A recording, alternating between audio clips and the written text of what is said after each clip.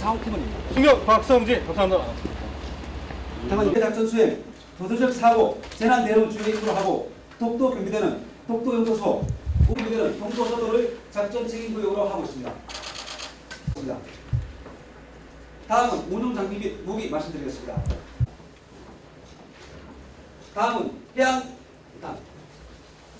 노트를 독도 경비대 상황실에서 시설 감식 카메라를 통해서 확인하고 승선원 5명을 안전하게. 가장 최근에는 이제 섬의 날 행사 때 참 와보고 싶었었는데 카눈 태풍이 지나가는 바람에 그 행사에 또 차질이 되고 저도 못 오게 된지 여러 가지 불편함이 많을 텐데 그 여러분 여기에서 보시는 것은 전자해도입니다. 전자해도는 해경과 해수부로부터 보시는 것과 같이 여기 상황실에서도 독도 CCTV 화면을 통해 독도 상황을 실시간으로 녹색 띠가 있는 흑백 화면과 보라색 띠가 있는 칼라 화면이 있습니다.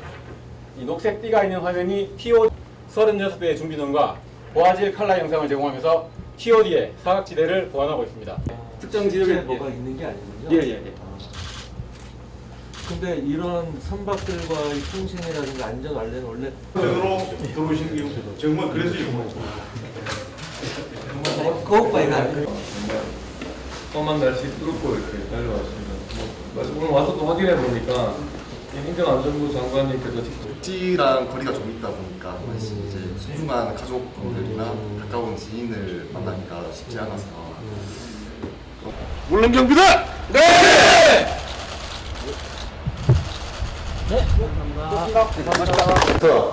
7시간가량 소요되는 것을 본공항이 개항이 되면 포함해서 7,688억 원이 되겠습니다.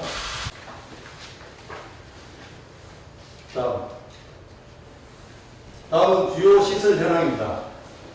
본공항은 시계 비행과 대기 비행을 병행하도록 설계되어 있었으나 시설로서는 폭 36m의 길이 1,200m의 발주로와 착륙대 그리고 해발 197m의 가두공을 설치해서 발생되는 토선율을 해상에 매립함으로써 공항 부지를 조성하는 사업이 되겠습니다. 다음은 공사 초기 단계에 가장 중요하게 진행해 보시면 청색 정선으로 되어 있는 부분이 울릉도의 유일한 해상공사의 포항공사입니다.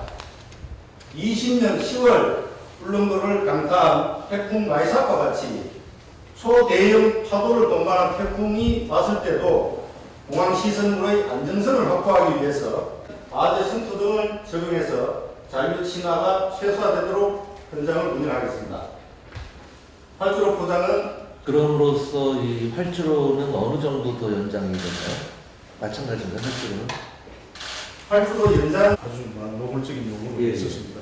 그런데 이 지금 예산상, 그 다음에 이 지형 해상 지형 조건상 지금 현재 1,200m부터 변경 문제 때문에 지금 ATR 72 이상민 행정안전부 장관은 10월 19일부터 10월 20일까지 경상북도 울릉군을 방문하여 낙석 사고, 현장 등을 확인하고 비상 대비 태세를 점검했다. 이번 울릉도 방문은 최근 발생한 낙석 사고 복구 현황을 점검하고 북한 미사일 도발 등과 관련하여 해안 경계와 민방위 비상 대비 태세를 살펴보기 위해 추진되었다. 먼저 이상민 장관은 울릉도의 안전관리 현황을 점검하기 위해 지난 2일 발생한 거북바위 낙석 사고 현장을 찾았다. 거북바위 낙석 사고 현장은 평소에도 캠핑을 위한 관광객이 많이 드나드는 곳으로 향후 추가적인 낙석이 발생할 경우 인명피해가 우려되는 상황이다. 이 장관은 정밀한 전진단을 통해 추가적인 낙석 위험을 철저히 점검하여 낙석, 귀염구역은 주민과 관광객들의 출입을 통제하는 등 안전사고 예방을 위한 대책을 철저히 이행하여 줄 것을 당부했다. 다음으로 울릉도 일주도로 구간 내 위치한 현포리 급경사지 붕괴 위험지역 정비사업장을 방문했다. 현포리 급경사지 붕괴 위험지역은 안반 비탈면에서 발생하는 낙석 등의 위험이 있어 2015년 12월에 급경사지 붕괴 위험지역으로 지자체에서 관리 중인 지역이다. 실제로 지난 9월 24일 일주도로 구간에 산사태가 발생해 9일 동안 도로가 통제됐다. 피해 복구 현황과 향후 추가 피해 방지를 위한 항구 복구 사업 계획을 보고받고 항구 복구 완료 전 또 다른 재해에 대비한 안전 대책을 꼼꼼히 점검했다.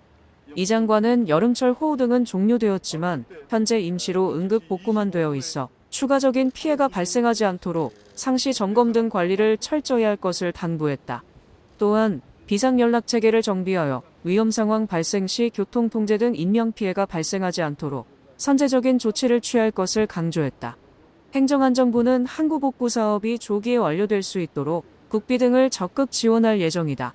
이상민 장관은 올 여름 기록한 역대 최고 강도의 장마와 같이 기후위기가 일상화되는 상황에서 급경사지와 같은 위험 요인을 사전에 관리하는 것은 피해를 예방하기 위해 필수적이다라고 강조하고 정부와 지자체는 관계기관과 긴밀히 협조하여 갑작스런 기상 변화에 대비하고 위험 징후가 보이면 선제적 출입 통제와 즉시 상황 전파, 인근 주민 대피 등을 신속히 조치하여 인명피해를 최소화하겠다라고 말했다. 10월 20일에는 울릉군 비상대비 대응체계를 확인하고 주민 대피시설과 민방위 경보 사이렌을 점검한다. 울릉도는 대형 여객선 입항과 울릉공항 개항 등 지속적으로 관광객이 증가하고 있어 비상사태를 대비한 대피시설 확충과 빠른 경보 시스템의 필요성이 지속 제기되어 왔다.